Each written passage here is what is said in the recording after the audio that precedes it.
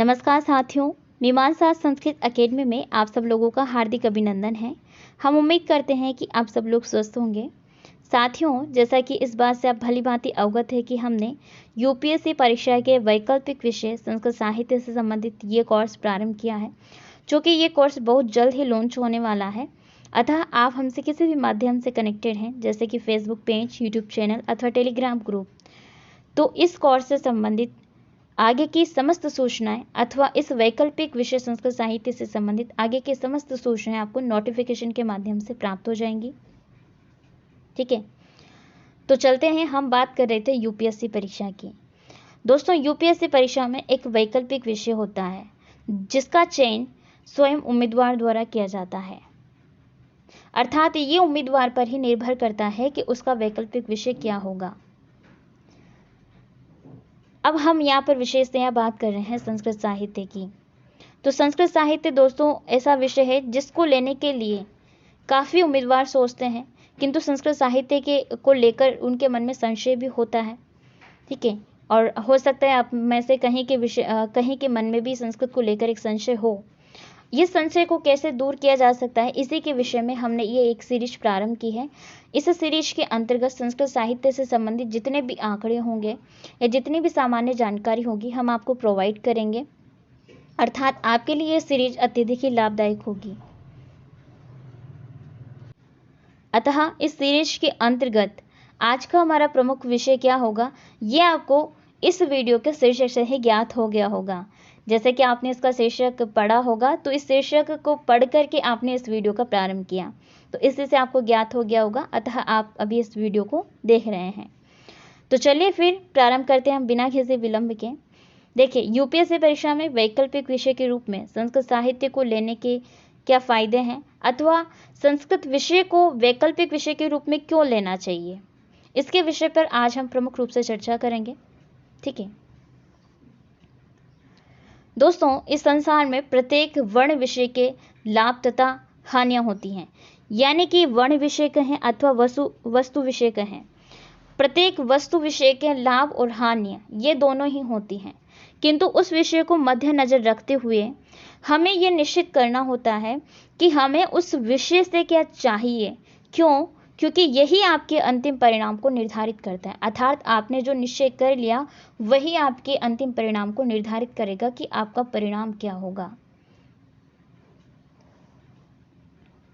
अतः उस विषय को सावधानी तथा सोच समझकर निश्चित करना, तदुपरांत जो निश्चित कर लिया उसके साथ में अड़िग विश्वास रखते हुए पूर्ण संकल्प सहित अंततः श्रम करना, ये प्रमुख तथ्य है आपके अंतिम परिणाम को सुनिश्चित करता है तथा आपके लिए सफलता का द्वार खोलता है। यानी कि आपने जो निश्चित कर लिया उसको पूर्ण विश्वास और श्रम के साथ में जब आप कार्य प्रारंभ करेंगे तो वही आपके लिए एक सफलता का द्वार होगा, या हम ये कह सकते हैं कि वही आपको सफलता के द्वार तक पहुंचाएगा। दोस्तों, यहाँ पर हम बात कर रहे हैं सिर्फ संस्कृत की नहीं, अपितु कोई भी चीज़ हो सकती है। ठीक है, उसके विषय में ऐसा ही होता है कि हमने निश्चय किया और वो निश्चय ही आपके उस अंतिम परिणाम को निर्धारित करता है और वो निश्चय आप पर निर्भर करता है। वस्तुतः संस्कृत भी बिल्कुल ऐसा ही है, कहने का तात्पर्य है, माफ़ी चाहते हैं, संस्कृत विषय भी बिल्कुल ऐसा ही है। क्यों? क्योंकि जिस प्रकार सिक्के के दो पहलू होते हैं तथा इस सत्य को नकारा नहीं जा सकता है, अर्थात सिक्के के दो पहलू हैं, इस सत्य को नकारा नहीं जा सकता है, अतः सत्य को उसके वास्तविक रूप में स्वीकारना ही सर्वोचित होता है। वैसे ही संस्कृत के भी दोनों पहलू होते हैं, अर्थात कुछ लाभ हैं तो वही कुछ हानियां भी मौजूद हैं। अतः आज का हमारा प्रमुख विषय संस्कृत के लाभ के विषय पर रहेगा, जो कि आपको शीर्षक से भी ज्ञात हो गया होगा। तत्पश्चात हम हानियों के विषय में चर्चा करेंगे।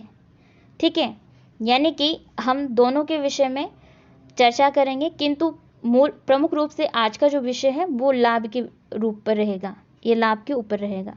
किंतु हम आपको उससे पूर्व यह बता दें कि संस्कृत एक साहित्यिक विषय होने के साथ साथ भाषा से पूर्ण रूप से संबंध रखता है, अतः ये एक तरीके से हमारी प्राचीन भाषा भी है, जैसा कि आप इस बात से भली भांति अवगत भी होंगे। ठीक है,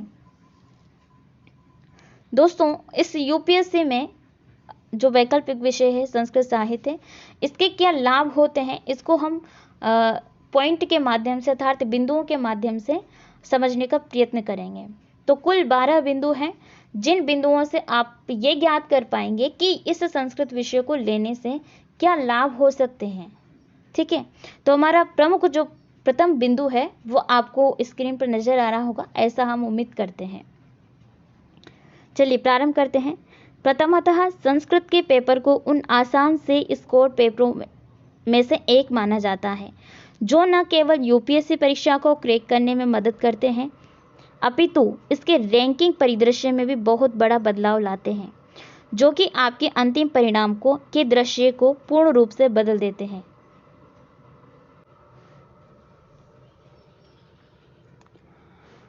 हमारा दूसरा बिंदु है, यूपीएससी परीक्षा में संस्कृत का पाठ्यक्रम स्थिर होता है और इसकी एक छोटी सीमा होती है। इस विषय अर्थात पेपर को चुनने का सबसे बड़ा लाभ ये है कि यूपीएससी के उम्मीदवारों को अपने करंट अफेयर्स ज्ञान को अपडेट करने की आवश्यकता नहीं होती है। क्योंकि ये एक स्थिर हिस्सा अर्थात एक स्टैटिक पोर्शन होता है, जिसको आपको कभी भी करंट अफेयर्स से अपडेट करने की आवश्यकता नहीं होगी। ये भी एक तरीके से इसके लिए प्लस पॉइंट है। तो हम उम्मीद करते हैं कि आप डायरी और पेन दोनों साथ में लेके बैठे होंगे। अगर आपको अपने संस्कृत विषय को लेकर संशय है और उस संशय को दूर करना है, तो आप इन बिंदुओं को नोट भी कर लीजिए साथ के साथ ही, ये अत्यधिक ही लाभदायक होगा आपके लिए। चलिए हम प्रारंभ करते हैं। अगला बिंदु है हमारा, यूपीएससी परीक्षा में संस्कृत के पेपर का पाठ्यक्रम भी बहुत कम्पैक्ट और सटीक होता है, अतः इस विषय में उम्मीदवार यानी कि कैंडिडेट को संशोधन का तात्पर्य यहाँ पर है रिवीजन करने के लिए अधिक समय नहीं लगता है और कुछ ही दिनों में पूर्ण किया जा सकता है। यानी कि इसका जो पाठ्यक्रम है ये बहुत छोटा, कम्पैक्ट और सटीक होता है, अतः जो एक उम्मीदवार होता है, जो कैंडिडेट होता है, इसका दोहरान कुछ समय में करके ही अपने इस विषय को पूर्ण कर सकता है और मजबूत तैयारी कर सकता है। हमारा फोर्थ बिंदु है, इसके अतिरिक्त यूपीएससी उम्मीदवार के रूप में बहुत अधिक प्रतिस्पर्धा का सामना नहीं करना होता है। क्योंकि इसे चुनने वाले लोगों की संख्या अपेक्षाकृत कम होती है। यानी कि संस्कृत विषय एक ऐसा विषय है जिसको बहुत कम लोग चुनते हैं, अतः यहाँ पर प्रतिस्पर्धा बहुत कम हो जाती है। तात्पर्य यह है कि इस विषय से आईएएस परीक्षा में सफलता प्राप्त करने का दायरा अर्थात स्कोप उम्मीदवार के लिए अत्यधिक ही बढ़ जाता है। तो उम्मीद करते हैं आपको ये चीज़ें इजीली समझ में आ रही होगी। ठीक है, हम अगले बिंदु की ओर अग्रसर हैं। हमारा अगला बिंदु है, यूपीएससी संस्कृत पेपर पैटर्न के माध्यम से तथा पाठ्यक्रम के विश्लेषण से ही हम ये ज्ञात कर सकते हैं कि परीक्षा में पूछे जाने वाले प्रश्न मूलतः सीधे सीधे और निर्देशात्मक होते हैं। एक व्यवस्थित दृष्टिकोण से ये विषय सरल एवं सहज है, विशेष रूप से व्याकरण का भाग। दोस्तों, ये जो यूपीएससी में संस्कृत का पाठ्यक्रम है, ये इसका विश्लेषण जब आप कर लेंगे, यानी कि इसका पाठ्यक्रम का अध्ययन आप कर लेंगे और इसके कुछ प्रीवियस ईयर के जो पेपर हैं उनका अध्ययन आप कर लेंगे। इस विश्लेषण को करने के बाद में आपको ये ज्ञात हो जाएगा कि इसके प्रश्न किस प्रकार से पूछे जा रहे हैं। सीधे सीधे निर्देशात्मक रूप में इसके प्रश्न पूछे जाते हैं और एक व्यवस्थित दृष्टिकोण में ये ज्ञात होता है कि ये एक सरल और सहज विषय है जिसका आप अच्छी तरीके से अध्ययन कर सकते हैं। विशेषतया इसमें व्याकरण का जो पोर्शन होता है ये अत्यधिक ही सरल होता है। अगला बिंदु है हमारा, यूपीएससी में संस्कृत विषय के रूप में सहज एवं सरलता तो है ही, साथ ही इसका पाठ्यक्रम जो है वो बहुत छोटा और सीमित है और ये छोटा और सीमित होने से ये अच्छी तरह से परिभाषित किया जा सकता है। ठीक है, जिससे उम्मीदवार अन्य विषयों की अपेक्षा अल्प समय में कई बार संशोधन अर्थात रिवीजन करके अपनी तैयारी को और भी मजबूत बना सकते हैं। हम ये बात बता रहे हैं कि यूपीएससी में अनेक प्रकार के विषय होते हैं, यानी कि वैकल्पिक विषय जो आप ले सकते हैं, किंतु हम बात कर रहे हैं संस्कृत साहित्य की। संस्कृत साहित्य अन्य विषयों से बहुत, इसका पाठ्यक्रम बहुत ही सीमित होता है और छोटा होता है, अतः अन्य विषयों की अपेक्षा, अन्य वैकल्पिक विषयों की अपेक्षा आप इस विषय को कम समय में करके इसका रिवीजन आप अधिक बार कर सकते हैं, और इससे यह होगा कि आपकी इस विषय की तैयारी, यानी कि वैकल्पिक विषय की तैयारी आपकी अत्यधिक ही मजबूत हो जाएगी अन्य विषयों की अपेक्षा। ठीक है, हम आगे बढ़ते हैं।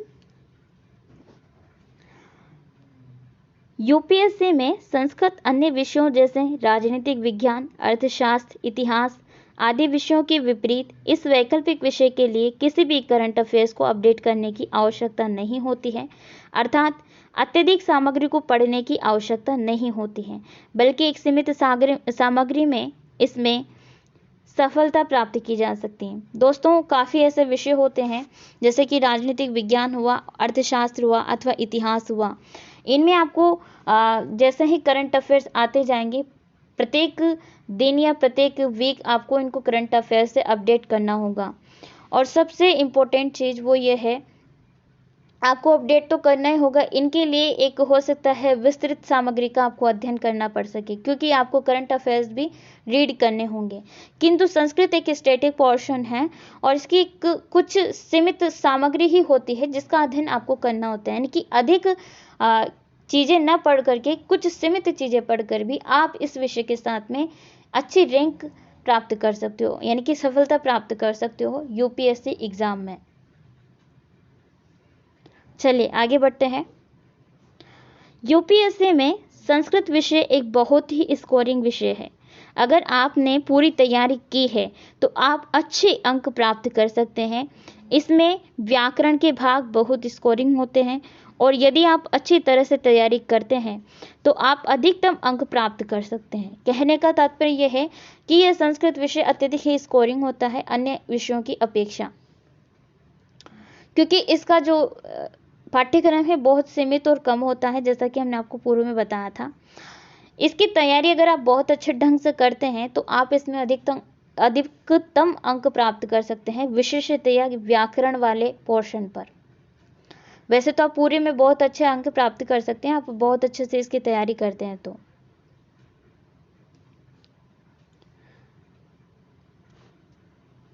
आगे बढ़ते हैं। यूपीएससी में इस विकल्प को लेने के लिए आपको संस्कृत भाषा में स्नातक होने की आवश्यकता नहीं है, बुनियादी ज्ञान ही इसके लिए पर्याप्त होता है, यानी कि एक जितनी भी आपके पास में इस विषय से संबंधित नॉलेज है दैट इज इनफ, वो पर्याप्त है। इसके विषय में हम ये कहेंगे कि आपके लिए ये जरूरी नहीं है कि आप संस्कृत बैकग्राउंड से बिलोंग करें तभी आप संस्कृत को चूज करेंगे। नहीं, आप संस्कृत बैकग्राउंड से नहीं बिलोंग करते हैं तब भी आप संस्कृत को चूज कर सकते हैं, क्योंकि आपने संस्कृत को 10वीं क्लास तक तो अध्ययन किया ही है। भले ही आपको संस्कृत से संबंधित कोई भी जानकारी नहीं हो, किंतु इसके पाठ्यक्रम और प्रीवियस ईयर के पेपर का विश्लेषण करके इसके पाठ्यक्रम से संबंधित सामग्री को ही आप अध्ययन कीजिए, यानी कि सीमित सामग्री को ही अध्ययन करते हो आप इसमें सफलता अर्जित कर सकते हैं। कहने का तात्पर्य ये है, इस विकल्प के पूरे पाठ्यक्रम को निरंतरता रखते हुए 2 महीने में भी आप पूर्ण कर सकते हैं। यदि आप भाषा में स्नातक है, अर्थात आपकी ग्रेजुएशन में ये विषय है संस्कृत साहित्य, तो आप इसे 1 महीने में भी पूर्ण कर सकते हैं। ठीक है, चलिए आगे बढ़ते हैं। यूपीएससी के इस वैकल्पिक विषय में आपको सभी उत्तर संस्कृत में लिखने की आवश्यकता नहीं होती है। दोस्तों, इस विषय को लेकर काफ़ी विद्यार्थियों के मन में ये संशय भी होता है कहीं ना कहीं कि हमें संस्कृत लेंगे तो सारे के सारे प्रश्न हमें संस्कृत में ही करने होंगे, जबकि ऐसा नहीं होता है। उसमें से कुछ सिलेक्टेड प्रश्न ही करने होते हैं।